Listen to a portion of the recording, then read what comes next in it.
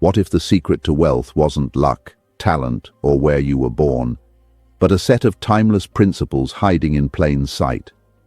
Over 80 years ago, Napoleon Hill interviewed the world's richest minds and uncovered 13 laws of success that changed millions of lives. Yet most people never truly understand them. In this video, I'll break down Napoleon Hill's 13 principles of getting rich, simply, clearly, and practically, so anyone can apply them starting today. If you stay until the end, you'll see how these principles fit together like a blueprint for success, and how one missing principle could be holding you back right now. 1. Desire, faith, and autosuggestion, the inner engine. The starting point of all achievement is desire. It is not a mere hope or a vague wish, it is a burning obsession that transcends everything else. To understand desire in the Hillian sense, one must view it as the psychological North Star that orients every conscious and unconscious action toward a singular objective. This intensity is necessary because the path to wealth is inevitably paved with obstacles that would deter a person possessed of only a mild interest. When desire is crystallized, it creates a state of mind where the individual no longer sees failure as an option, but merely as a temporary delay. This mental fixation serves as the fuel for the engine of success, providing the stamina required to endure the long night of effort before the dawn of achievement. Faith is the head gardener of the mind. It is the state of mind which may be induced or created by affirmation or repeated instructions to the subconscious mind through the principle of autosuggestion. In the context of personal success, faith is the bridge between the finite mind of man and the infinite intelligence of the universe. It is the only known antidote for failure. When an individual possesses faith, they operate from a position of certainty rather than hope. This certainty is not necessarily based on current physical evidence, but on an internal conviction that the desired result is already a reality in the mental realm. Without faith, the subconscious mind remains dormant, paralyzed by the fear of poverty, criticism, or ill health. Autosuggestion is the agency of control through which an individual may voluntarily feed their subconscious mind on thoughts of a creative nature, or, by neglect, permit thoughts of a destructive nature to find their way into this rich garden of the mind. It is the practical application of the law of attraction within one's own psychology. By repeating specific affirmations and visualizing the end goal with emotional intensity, a person literally rewires their neural pathways. This is not mere positive thinking, it is a deliberate reprogramming of the self-image. If the subconscious is convinced that success is inevitable, it will begin to trigger the reticular activating system in the brain, causing the individual to notice opportunities, people, and resources that were previously invisible. Together, these three principles, desire, faith, and autosuggestion, form a self-reinforcing loop. Desire provides the target, faith provides the certainty, and autosuggestion provides the method of installation. When these three are synchronized, the individual develops an obsessive magnetism. They begin to act, speak, and think like the person they wish to become. This internal shift is the prerequisite for any external change in fortune. As Hill famously noted, whatever the mind can conceive and believe, it can achieve. This is not a mystical statement, but a psychological truth. Our external reality is a delayed reflection of our internal dominant thoughts. 2. Specialized knowledge and imagination, turning ideas into value. Knowledge is only potential power. It becomes actual power only when and if it is organized into definite plans of action and directed to a definite end. One of the great fallacies of the modern age is the belief that knowledge is power. If this were true, librarians and professors would be the wealthiest people on earth. Specialized knowledge differs from general knowledge in its application. It is the mastery of a specific niche, craft, or industry that allows an individual to provide a service or product that is in high demand. Successful people never stop acquiring specialized knowledge related to their major purpose, business, or profession. They understand that in a rapidly changing world, the learned are often equipped for a world that no longer exists, while the learners inherit the future. Imagination is the workshop wherein are fashioned all plans created by man. It takes two forms: synthetic imagination and creative imagination. Synthetic imagination involves the rearranging of old ideas, concepts, or plans into new combinations. This is how most businesses are built, by taking an existing model and improving it or applying it to a different market. Creative imagination, on the other hand, is the direct link to infinite intelligence. It is the faculty through which hunches and inspirations are received. It is through this faculty that the truly great inventions and masterpieces of art are birthed. The more one uses their imagination, the more alert and sensitive it becomes, much like a muscle that grows stronger with exercise. The intersection of specialized knowledge and imagination is where the million-dollar idea is born. Knowledge provides the raw materials, while imagination provides the blueprint. A person may have all the knowledge in the world, but without imagination, they are like a builder with a pile of bricks and no architectural plan. Conversely, imagination without knowledge is a daydream without a foundation. The ability to see a gap in the market and fill it with a specialized solution is the hallmark of the entrepreneur. This requires a shift from being a consumer of information to being a producer of value. It requires asking not, "What can I get?" but "What can I create?" To monetize imagination and knowledge, one must learn to organize these assets into a specific service or product. This often involves the mastermind principle, where one recognizes that they do not need to possess all the specialized knowledge themselves, provided they know where to find it and how to organize it. Henry Ford, for example, had little formal education, but he surrounded himself with men who possessed the technical knowledge he lacked. His genius lay in his imagination, the ability to see the horseless carriage as a mass-market reality, and his ability to organize the specialized knowledge of others to achieve that vision. True wealth is the result of applying focused imagination to specialized problems. 3. Organized planning and decision, from dream to action. Organized planning is the process of transforming the spirit of a desire into the body of a physical reality. No individual ever experiences great success without a definite, practical plan. This begins with the formation of a mastermind group, a collection of people who can help you execute your vision. The plan must be written, specific, and measurable. However, Hill warns that no plan is perfect upon its first iteration. Persistence in planning means that when one plan fails, you must replace it with another. Failure is simply a signal that your plan was not sound. It is not a signal to quit, but an invitation to refine. The majority of people fail because they lack the persistence to create new plans to take the place of those that fail. The quality of a leader is often measured by the speed and firmness of their decisions. Hill's research into over 500 millionaires revealed one common trait.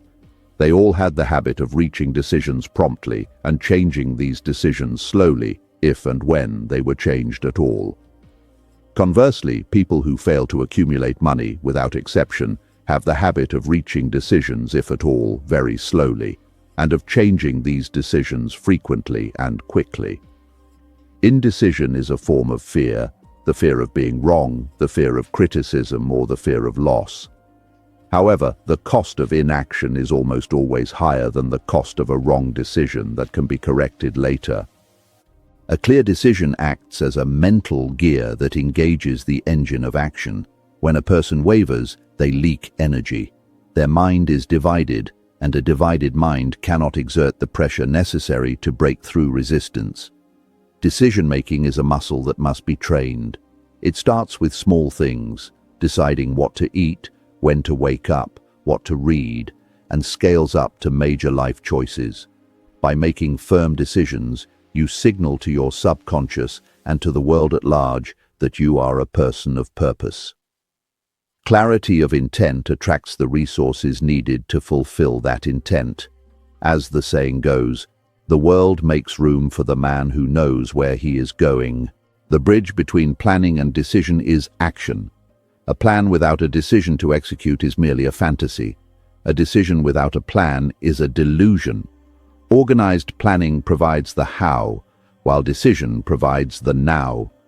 Successful people understand that the perfect time to start never arrives.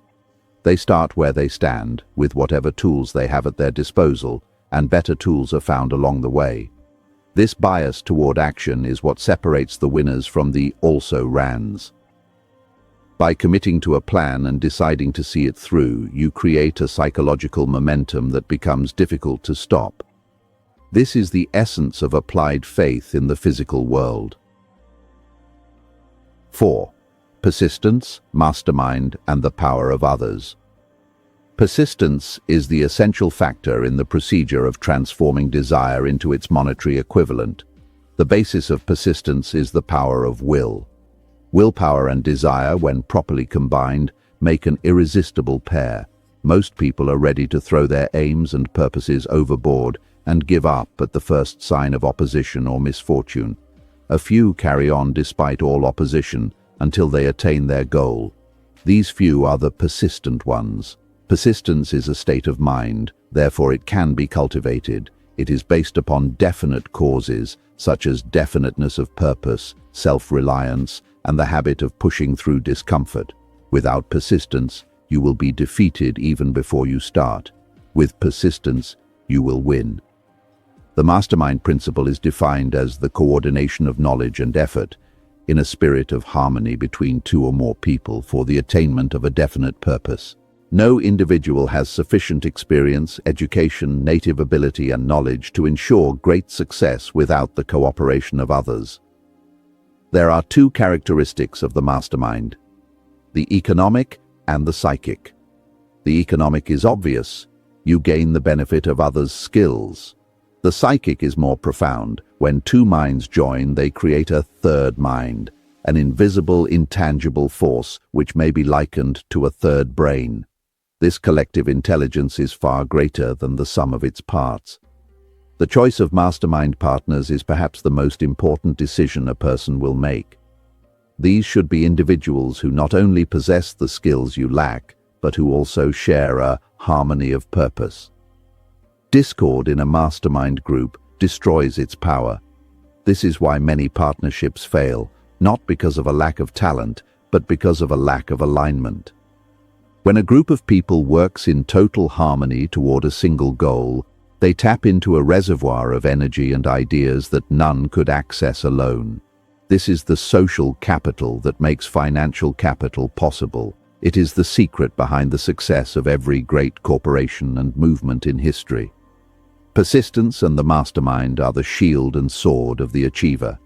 Persistence protects you from the internal demons of doubt and laziness, while the mastermind gives you the external leverage to overcome obstacles that are too big for one person. Success is a team sport.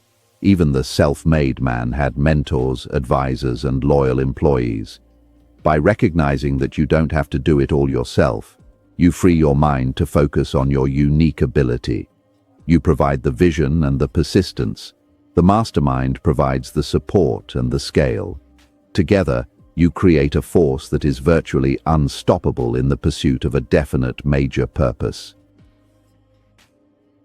5. Sexual transmutation, the subconscious, the brain, and the sixth sense. Sexual transmutation is the process of diverting the mind from thoughts of physical expression into thoughts of some other creative effort. The desire for sex is the most powerful of human desires. When driven by this desire, men develop keenness of imagination, courage, willpower, persistence, and creative ability unknown to them at other times. Transmutation is the act of taking that massive energy and switching the tracks so it fuels a career, a business, or an art form. This is not about repression, but about redirection. History is full of leaders who achieved greatness only after they learned to harness this energy and focus it toward a high-reaching goal. The subconscious mind is the connecting link between the finite mind of man and infinite intelligence. It is the intermediary through which one may draw upon the forces of the universe. It works day and night.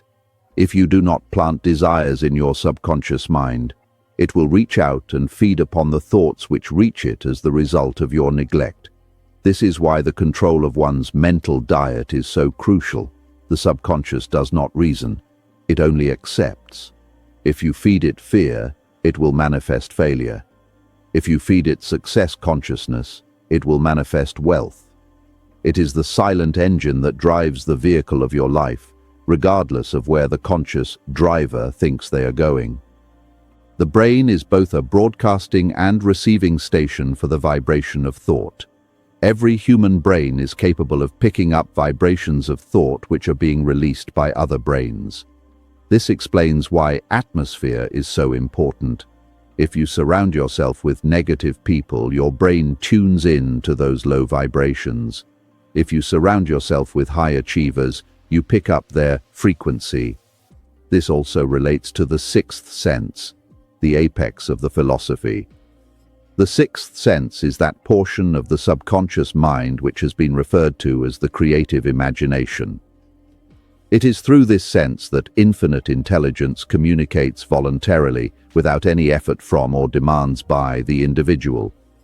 The sixth sense cannot be learned in the traditional sense. It is developed through the application of the other 12 principles. It is the inner voice or intuition that tells you when to move and when to wait. When a person reaches this level of development, they become attuned to the laws of the universe. They no longer struggle against life, they flow with it. They receive flashes of insight that bypass logic. This is the highest state of human consciousness, the point where the individual becomes a co-creator of their reality. By mastering the lower principles of desire and planning and the higher principles of the subconscious and the sixth sense, one achieves not just wealth but true mastery over the self. Napoleon Hill's 13 principles aren't magic, they're a system. When practiced daily, they rewire how you think, decide, and act. Wealth is not just money, it's control over your mind, time, and future. Start with desire, commit to action, surround yourself with the right people, and persist longer than anyone else. If you apply even one of these principles consistently, your life can change. The real question is, will you use this knowledge or just admire it?